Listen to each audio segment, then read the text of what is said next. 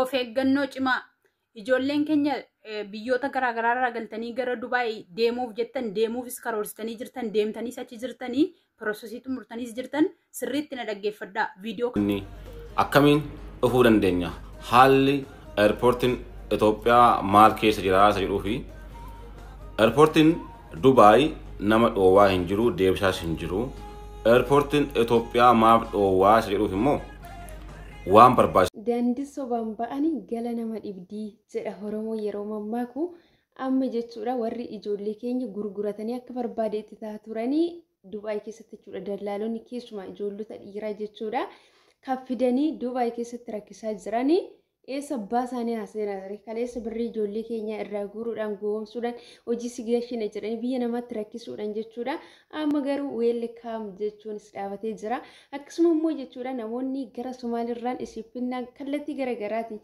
jedhanii ammallee dallaalonni Dubaay keessa ijoollee keenya irraa gadi hin teenye jechuudha kanaaf iyyuu ammatti cibsitanii akka of eeggatanii obboloota keessaan akkasuma immoo jaalallee abbaa manaa keessaan namoonni biyya irraa fidachuu barbaadan jechuudha ijoollota dhiirota of eeggannoo akka taasistan akka hin nyaatamne namoota hedduudha jechuudha kan nyaatamaa jiru kanaaf iyyuu jechuudha amma seerrisaa gara godhatee gar tokkotti gorutti odoo hubsitanii namatti tola siin jedha kaleessa jechuudha ijoollee keenya irratti daba hin taane hojjechaa turan jechuudha dallaalonni biyya Dubaay keessatti kan argaman jechuudha harki taraa wal dhiqxii jedha Oromoon gaafa mammaaktu har'a heessa baasaanii seenuree warri kaleessa ijoollee keenya taphachaa turan har'a hojii isa ijoolleen keenya gajjattee hojjettu sana hojjechuu isaanii dirqama isaaniitti ashamaa harka fuunee hordoftoota kennaa jaalala akkam jirtu nagaa keessanii nagaadha rabbiin galannaa ta'u jechaati harakan dhuftanii Nooraa baga nagaan dhuftanii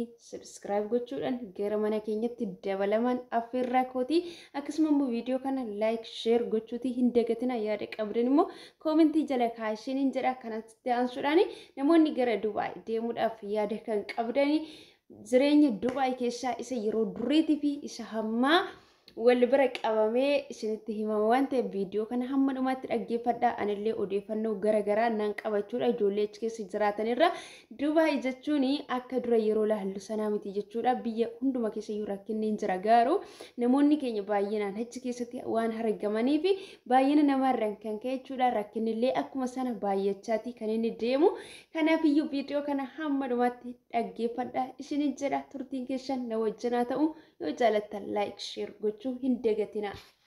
Of eeggannoo cimaa ijoolleen keenya biyyoota garaagaraa irraa galtanii gara Dubaay deemuuf jettan deemuufis karoorsitanii jirtan deemtaniis achi jirtanii piroosesii xumurtaniis jirtan sirriitti na dhaggeeffadhaa viidiyoo kana koppii liinkii sheer riipost illee walii godhaatii wal biraan gaasnii na jedha viidiyoo akka kanaa lammaffaarra deebiin hojjedhu nagaan isiniif haa ta'u hordoftoota koo ijoolleen Saawudii irraa gallee gara Dubaay deemnaa Joordaan irraa gallee gara Dubaay deemnaa akkasuma immoo Beerut irraa gallee gara Dubaay deemnaa Kuwaatir irraa gallee gara Dubaay deemna jettanii karoorsitanii jirtan gurra keessan naaf ergisaatti sirriitti na caqasaa waan dubbadhu kun afaan Oromooti waan ta'eef jechuudha.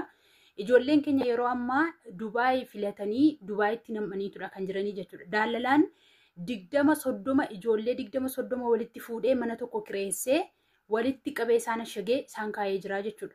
Arabni yoo fudhatte ijoollee guyyaa lama hojjechiifattee biirootti deebisaadha kan isheen jirtu. Ijaa kana ji'a 2-3 kan biiroo ta'an waan jiranii fi daalalaan gara biyya biraattidha jechuudha kan gurguraa jiru. Gaafa kana isiniin jennu isin hamma isinirra ga'utti amantanii haati keenya isin asirratti argitan kuni deemanii ji'a tokko biiroo Dubaay ta'anii jechuudha. Biiroo Dubaay ta'anii gaafa hojiin dhibu gaafa namni isaan fudhatu dhibu gara Iraaqitti gurguratanii jechuudha. Iraaqitti gurguramanii akka kanatti miidhamanii jiru. Akka kanatti qaamni isaanii hamma kana miidhamee tura kan jiru jechuudha. Egaa xiinsammuun isaanii hamma akka miidhamee jiru immoo isinumti mataan keessan tilmaama. Soomaalis isiniin jechuun dhufee warroonni daalalaadhaan deemtan, warri mana tokko keessatti ashagamtanii deemtan, warri ejensiidhaan hin deemne kanumatu isin eeggata. Haadha keenya kana qofaatu suura isaaniitu ta'e malee ijoollee baay'een kan damoosa malee hojjechaa jiran kan immoo akkasuma hojii sagaagalummaatti gurguramanii dirqamaan hojii sagaagalummaa hojjechaa jiran baay'eetu jiru jechuudha. Biyyoota garaagaraa biyyoota xixiqqootti gurguramanii biyya ayyama hin qabne biyya mootummaan isaan hin beeknetti gurguramanii hojjechaa jiran baay'eetu jira ukkaamsamanii jechuudha. Ijaa kanaa gaafa daalalaan tokko biyya akkasii deemtee hojjetta jedhee fidee tikkeetti sitti kennu tikkeettiidhaan anati deemtu makiinaadhaan isaa ta'u biyyi kun maalidha jettee adda baafachuun dirqama keessan isiniin jedha. Keessumatti warri daalalaadhaan deemtan daalalaadhaan hin deeminaa jennee guyyaa baay'ee irra deddeebinee hojjenneerra. Isa kana nuti daalalaadhaan hin deeminaa gaafa jennu akka waan nuti faayidaa isinirraa argachuuf akkas jennutti fudhattuu jechuudha. Dammoo jecha daalalaan jedhu jala hin dabartanii jechuudha. Warri daalalaadhaan deemtan immoo ubbaraaraa isinitti himneerra. Viidiyoo akka kanaa irra deebi'een hojjedhuuti. Viidiyoo kana koppii liinki sheer walii godhaati wal biraan ga'a. Ijoolleen keenya warri waan beekne tikkeettiin tokko dhufee gaafa sitti kennamu Dubaayuma keessatti tasaaffaraa jirta moo biyya biraatti tasaaffaraan jira kan jedhu adda baasuu yoo wallaalte tikkeettii keessana suura kaasiitii hiriyaa keetti wayin immoo nama beekutti ergi. Obboleessa kee haa ta'u, obboleettii kee haa ta'u, fira kee haa ta'u itti ergiiti. Adda baasanii sitti himanii biyya biraatti gurguramtanii balaaf of hin saaxilinaa. Haadha keessan, abbaa keessan, daa'ima keessan karaa laashisaa hin hambisiinaa siniinan jedha. Galatoomaa viidiyoo kana koppii liinki sheer godhaati namoota hundumaa biraan ga'a. Itoophiyaa irraa gara Dubaay dhufuudhaaf akkam jirtu nageenya waaqayyoo isiniif yaa baay'atu jecha warreen viidiyoon kun isin bira ga'e koppii laayik sheer gochuudhaan namoota hin agarre biraan ga'an isiniin jedha. Hunda dursaa warreen anaan filannoo godhattanii kallattii kootiin dhuftanii Dubaay galtanii hojjettanii fi warreen immoo namoonni biyyatti osoo hin dhufin haftan galatoomaan isiniin jedha. Itti aansuudhaan ergaa xiqqoota kan qaba. Ergaan kunis maal inni akkamiin dhufuu dandeenya? Haalli eerpoortiin Itoophiyaa maal keessa jira isa jedhuu fi eerpoortiin Dubaay nama dhoowwaa hin jiru, deebisaas hin jiru.